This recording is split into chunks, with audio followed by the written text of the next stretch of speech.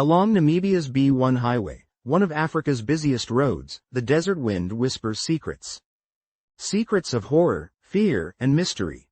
Between 2005 and 2007, dismembered body parts began appearing along this road.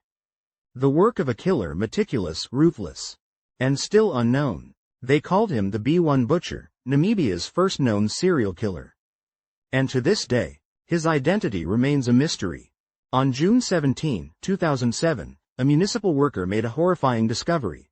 A black plastic bag lying on the roadside outside Windhoek, Namibia's capital. Inside were dismembered human body parts, cleanly cut, washed, and wrapped. Victim was Juanita Mabula, a young woman from the Comestal area. Her remains were found over several days, carefully placed in different locations. Authorities quickly realized this was no ordinary crime.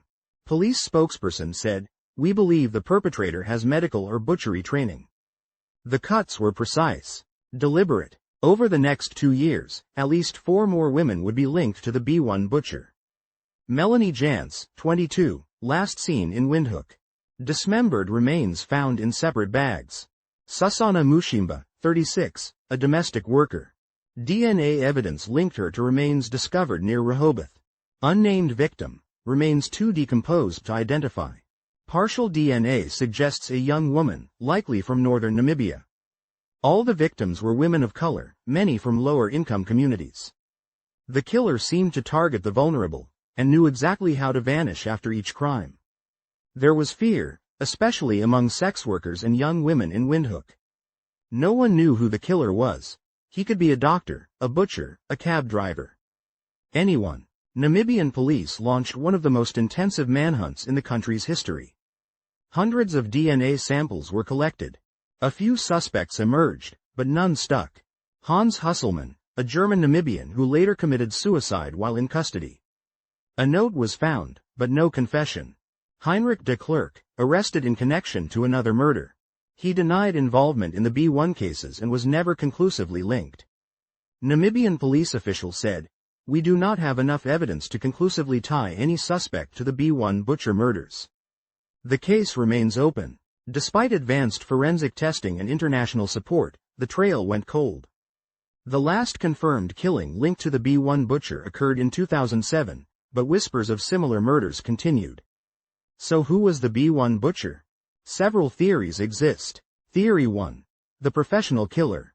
A medical professional, possibly a pathologist or vet, using surgical tools and precise knowledge of anatomy. Theory 2. Ritual or symbolic motive. The careful cleaning and placement of remains led some to speculate about ritualistic intent or cult involvement. Theory 3. Truck driver or traveler. Using the B1 highway to transport remains, possibly disposing of them during long-distance trips. It wasn't random. There was method in the madness. But without witnesses or forensic links. It's like chasing a shadow. The B1 Butcher case remains one of Namibia's darkest unsolved mysteries. For the families, there's no closure. For the nation, no justice. If the B1 Butcher is still alive, he walks free. If he's dead, he took his secrets to the grave. Either way, his shadow lingers, along the B1, and in the hearts of those left behind. We may never know who the B1 Butcher was. But we can remember the victims, and keep their stories alive. In memory of Juanita Mabula, Melanie Jantz, Susana Mushimba, and all unnamed victims. Thank you for watching. If you found this story important, please like, subscribe, and share. We cover true crime cases that deserve more attention, and maybe, together, we can uncover the truth.